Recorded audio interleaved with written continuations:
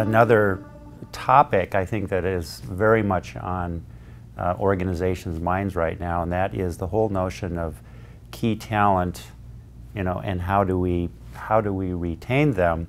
We did a recent survey and we found that nearly 70% of organizations indicate that retaining key talent is a key challenge. Pay, in terms of what competitors are paying, is much more important to the high performers than it is to say the average performer. When you talk to average performers, of course pay is important, but oftentimes it doesn't rise to the top of the list. There's other things like I hate my manager, I don't like my working conditions, I'm not working on the technologies I want to. But when it comes to high performers, I think they're already getting a lot of the warm fuzzies from their bosses, and so they're much more apt to leave because of pay. Well, you really have, you have to think about the risk that's associated with dissatisfying your high performers versus the risk of dissatisfying your low performers. Organizations that identify their key talent and then let them know have a much greater ability to be able to retain that talent than organizations that simply just assume that employees know about this. There are many strategies that we can use to keep our high talent engaged, and we know that high talent, the hot skill sets, the people that are really moving the needle, their impact on the bottom line is exponentially greater than our average employees. And not to say that they don't have value and they're not the backbone of the organization, but the high performers have so much more to offer, are so much more difficult to replace, that we need to do everything we can as total rewards professionals to keep them happy.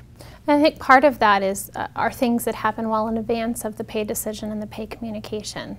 As you mentioned, making sure that they understand that they're a key talent, that they're specifically valued to the organization, so that when it comes time for pay increases, again, something we've seen a lot in recent years, if they're a little bit lower than maybe they experienced 5 or 7 years ago, they understand that. They still understand the commitment to them as an employee and as an individual, and hopefully will continue, not only stay with the organization, but continue to be engaged and produce for the organization. Another strategy that many organizations find successful in terms of rewarding their high talent and their high performers is this whole notion of a carve-out. And this is a practice that has been around for quite some time, but I think with the recent low budgets that we have, it's an opportunity to maybe use them again. Carve-outs is the whole notion of, we talked a little bit earlier about having a merit budget and should we communicate what that budget is. Well, this is a little bit of a spin on that. So if we had a 3% merit budget, for example, we would communicate something a little bit less to the managers and to the organization, maybe a 2.8% budget, for example.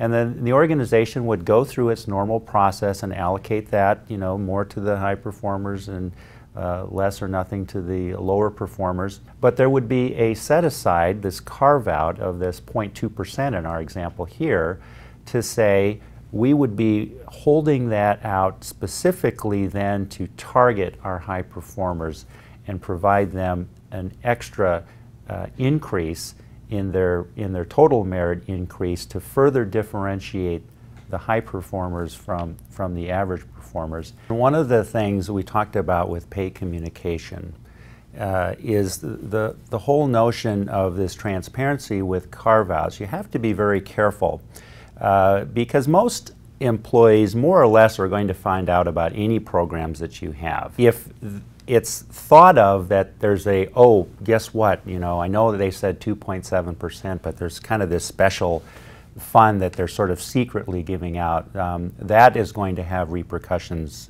in itself. You really need to take advantage of your particular pay culture and decide to what level you want to communicate this, keeping in mind that most employees sooner or later are going to find out about some of these programs. Sounds like with carve-outs, it's just important to know what you're getting into and Absolutely. To have a plan of attack before you start with that type of initiative. Right. One of the other opportunities with a small merit budget, and we're seeing merit budgets below 3%, and we have been for a number of years, is to use variable pay programs.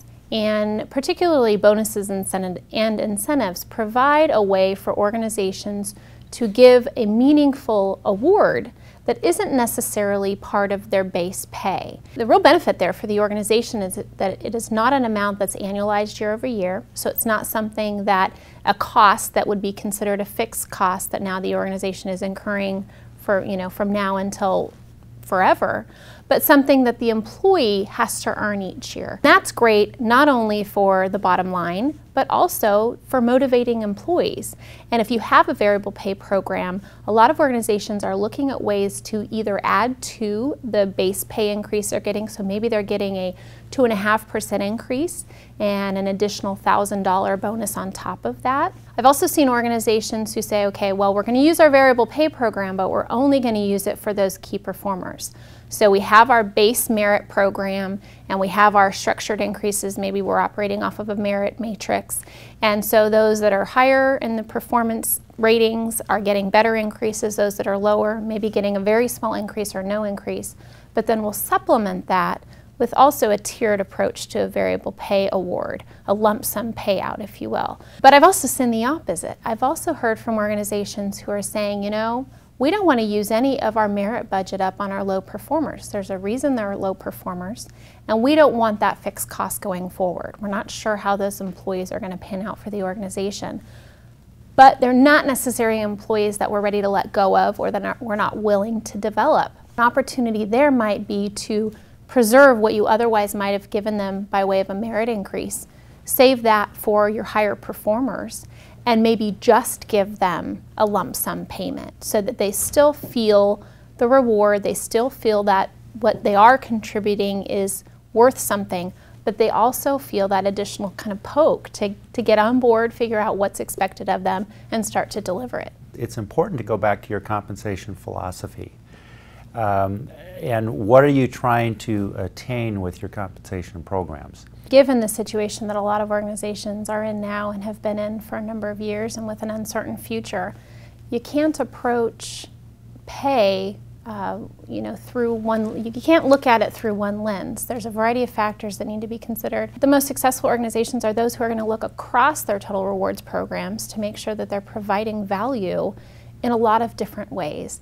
And so hopefully organizations won't be too tripped up by that small merit budget and find those other opportunities that exist within the organization through compensation programs, but also through other total rewards offerings.